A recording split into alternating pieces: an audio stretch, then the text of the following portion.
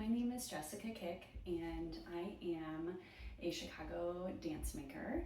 I have lived in Chicago since 2006, and I just feel really fortunate to have had 20 plus years of dancing, choreographing, moving, being a part of the Chicago dance scene.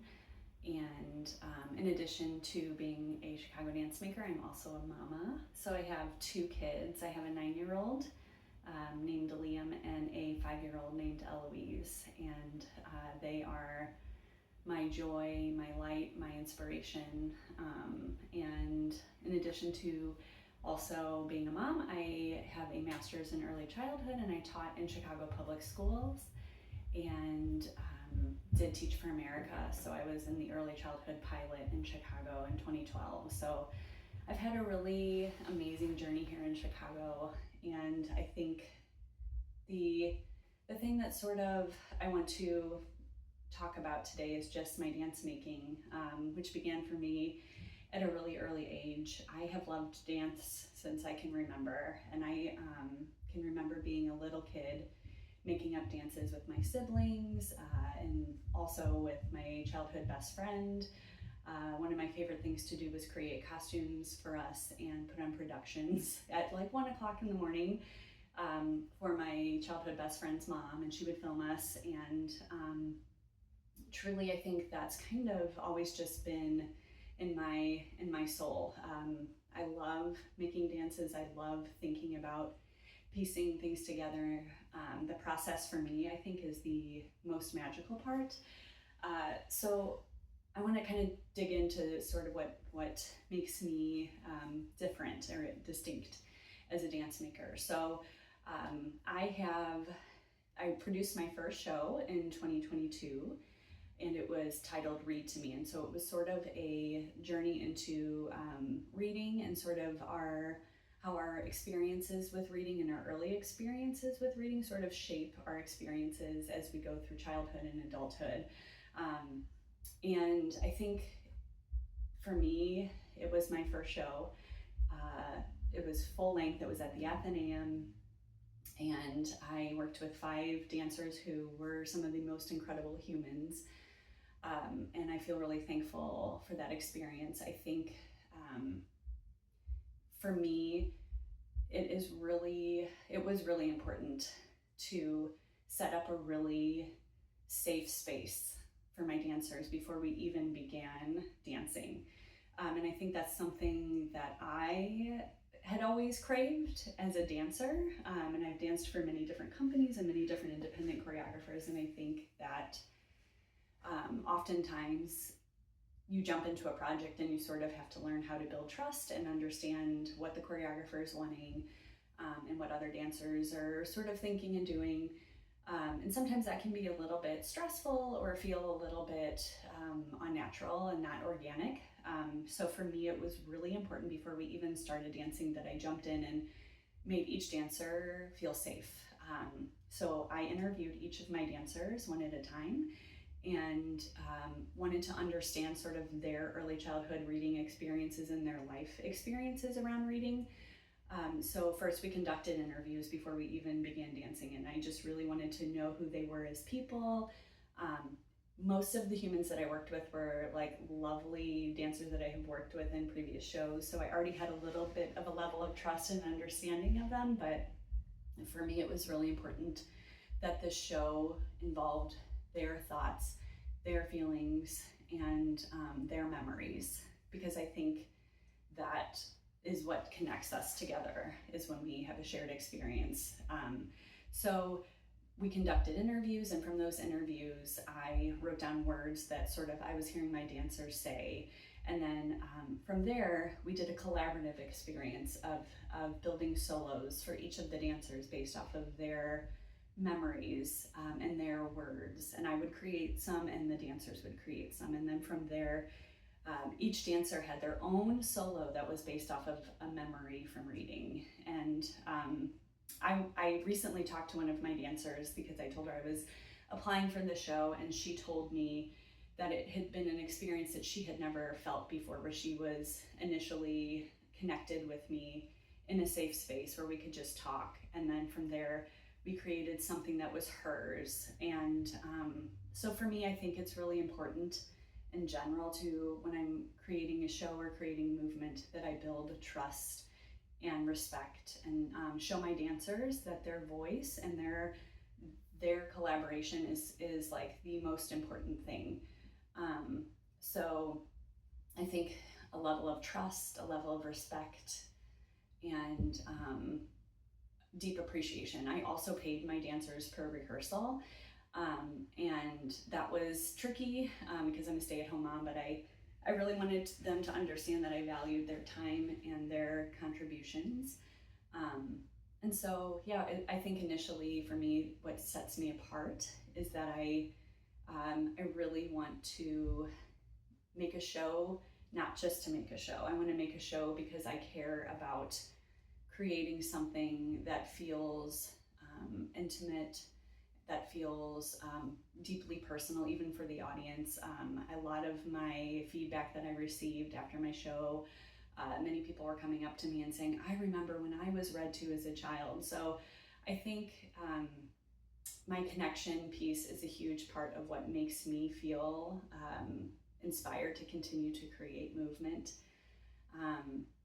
And I'm really influenced truly by, as silly as it sounds, I mean, there's so many amazing dance companies and so many amazing projects and things that I see all of the time. But I think for me, my influences have always been that I have been so lucky to truly have such incredible teachers from an early age, professors in college that really believed in me. I had 2 pieces in college that I created that were put in the faculty concerts. So from the get-go, before I even graduated from University of Missouri in Kansas City, I had two things that I was working on. One was literally an abstraction of driving in a car, and they thought it was hilarious and wonderful and joyful.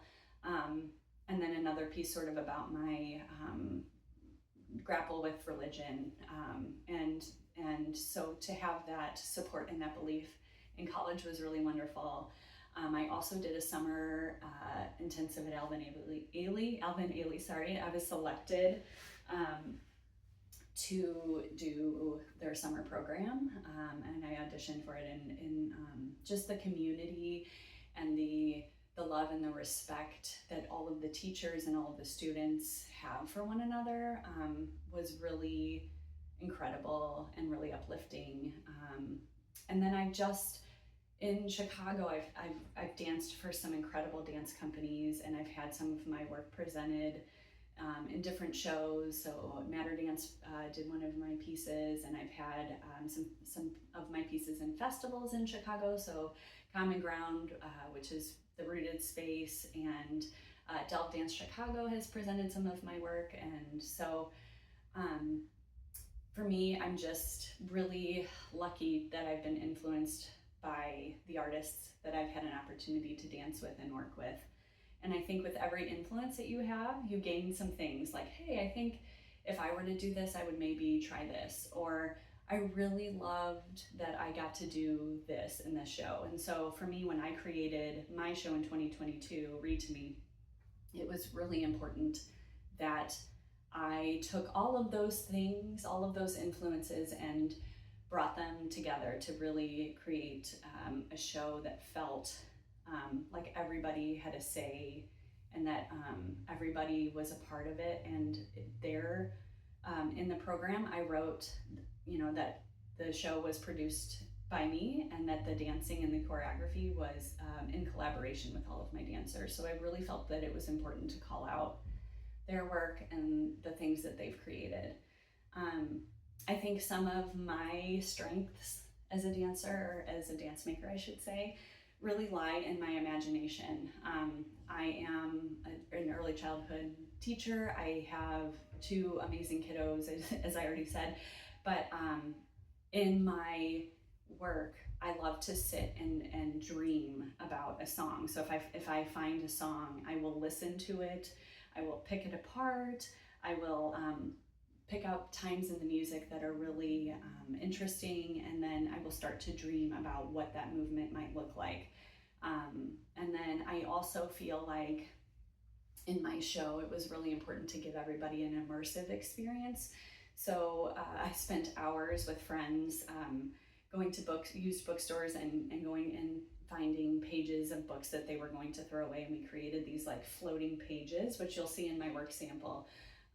So it felt like, you were in this magical land. Not only were you watching dance, but you were also like a part of it. So I think for me, bringing in some of my like artist creativity stuff that I love to do already sets me apart. I also think that I believe in my dancers so much, and the people that I work with, my lighting designer, anybody that's on the production side of things, I treat them with the absolute most respect because their time is so valuable. So, I think I'm empowering them to do what they see fit while also giving input. But I think it's really about lifting up each artist and valuing them individually. I pay a lot of attention to detail, so my timing in music and dance, and you'll see in sort of some of my work samples, I love to play with different levels and different, modes of movement, and I really listen to the music and find those moments that really will like pop out in the dancing. Also, emotional connection is huge for me, so I really feel like it's extremely important to connect personally with my dancers, but also with the audience. And a lot of the feedback that I received post-show was just really that everything that I did read exactly the way that I wanted it to. But also just, I had these little boards outside of the show where people could write their early memories of dance, or I'm sorry, of reading, and I kept those. So people were already like thinking about things that were special to them, and making that connection, before the show even began. So I love to experiment. I love to play. One of the pieces that you'll see in my work sample is a dance with two women wearing a blue and a blue and a white dress. And I created one phrase, and then basically we pulled it apart, and we had numbers on the ground, and I said, okay, you're going to do this one at this time and this one at this time. So we played a lot too with fun ways of creating movement. So I think that's a really fun way to experiment, and to create, to think outside of the box. And what it would mean to me to have this new show that I am dreaming of. So interestingly, Read to Me was a show that was created off of one single moment in my life, which was one night I was reading with my son when he was 2 years old. And I was reading and he was reading back to me, and I just had this thought to like record our reading session. And that actually became the impetus for me to create the show. So it was just this shared reading experience that I had with my own child that then created this magical world that I brought to life. And now I have this idea for a happiness project or a happiness show, title to be, to be continued. I'm not sure yet what it would be, but one day at the park, my youngest, my 5-year-old, she was picking dandelions, and she was like, Mama, will you do a slow motion video of me? And so she was blowing the dandelion seeds, and there was just this slow motion video of these seeds spreading, and she's looking down at her flowers, and then she looks up at me, and these seeds are like spreading, and her little face, she had just this like gorgeous little smile on her face, and it was just this one moment of true joy and true happiness. And so for me to dive deeply into happiness, I've already done a bunch of research, and I've already sent out a survey that I'm sharing on social media, that is trying to understand people's idea of happiness, and maybe even just curating small moments in my new show that show people this is happiness, or this is happiness. And just also just being given the opportunity to work with a group of dancers again and build trust before we begin and share my research. I have this plan to truly just like dive in and learn as much as I can. Right now, my youngest is going to kindergarten, so I finally feel like I have an opportunity to sort of breathe and spread my wings and sort of really truly create something that is for me, for an audience, for other people. I think we're in a really strange time in this country and in this world where things feel very heavy and very hard. We have moments of hope, right?